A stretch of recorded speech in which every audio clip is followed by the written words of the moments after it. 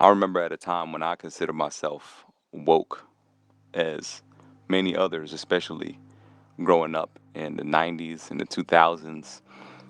Being woke was cool. It was being informed about some of the injustices, especially like social justice and stuff like that in society. You're well informed by calling yourself woke.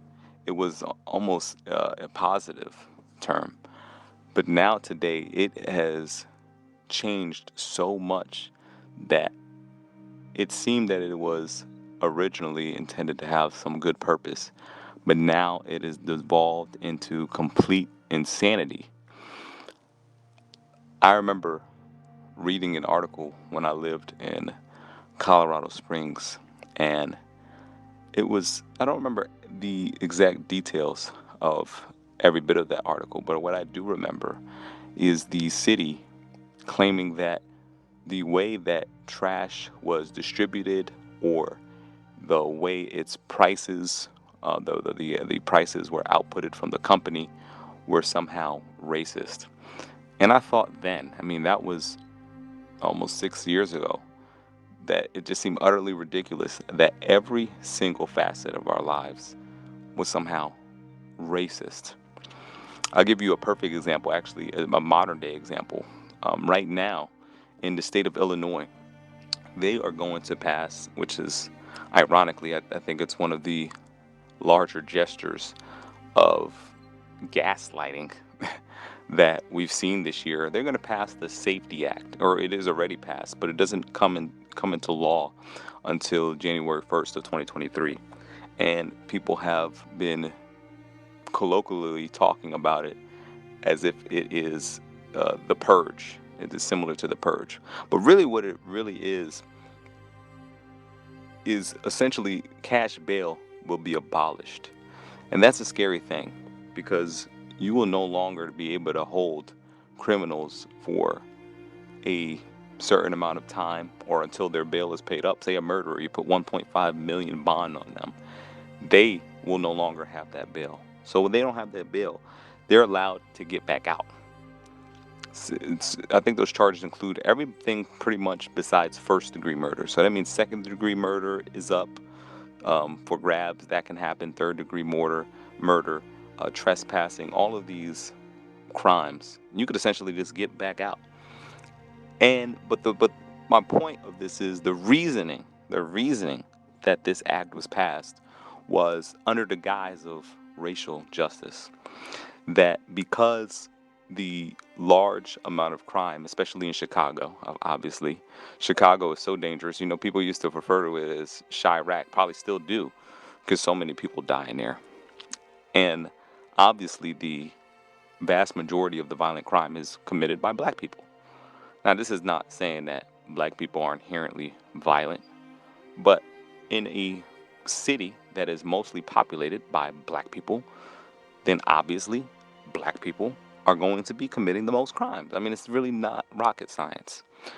But they use this, the state legislator and the governor use this opportunity to make the cities more unsafe by passing this under the guise of racial justice.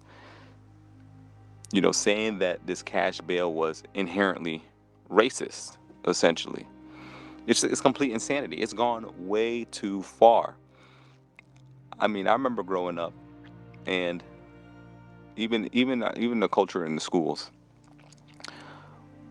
We had gay people in our classrooms, lesbians, whatever. But now, and of course, most people would agree with you that gay people deserve equal rights. I mean, you would be hard pressed not to find somebody that doesn't believe that gay people deserve equal rights. What you may find is that religious people may not think that you should be able to get married in their churches, but in terms of your rights, um, you know, you should be treated with respect. I have never personally met people that really genuinely believe otherwise. Of course, I'm not going to deny that is the case. But now we have gone from these, gay people fighting for these equal rights to be treated equal, and now it has gone so far that we have to also we have to also put um this type of LGBTQ indoctrination into these children's heads in terms of, oh, well, there's no such thing as boys, there's no such thing as girls, the doctor was wrong, this is the gender that you were assigned at birth. I mean, it is complete insanity because you think of these children who are being told this, they have no identity. They have no identity, and you're breaking them down and you're instilling their identity upon them. You're getting them confused. Confusion leads to frustration, and frustration leads to anger. That's what we're teaching these kids in the school system. We're going against parents' wishes of what they believe should be taught in schools. Like I said, it's gone from equal rights to now I need to indoctrinate your kids with this type of ideology, this gender identity. No genders are real. Nothing is real. You can be whatever you want. You could be a chicken. You could be a furry. This is seriously happening in the schools, and I'm not joking. You can be an animal. They have gone so far with this woke culture, this super sensitive culture, that we just need to be just open minded to all of it. I mean, what is the limit? Like, what is the limit? Because we're devolving our society into an endless abyss where everything is possible and nothing is objectively real. You know how dangerous that is? Well, the woke culture is completely destroying our country, but it's destroying our children the most.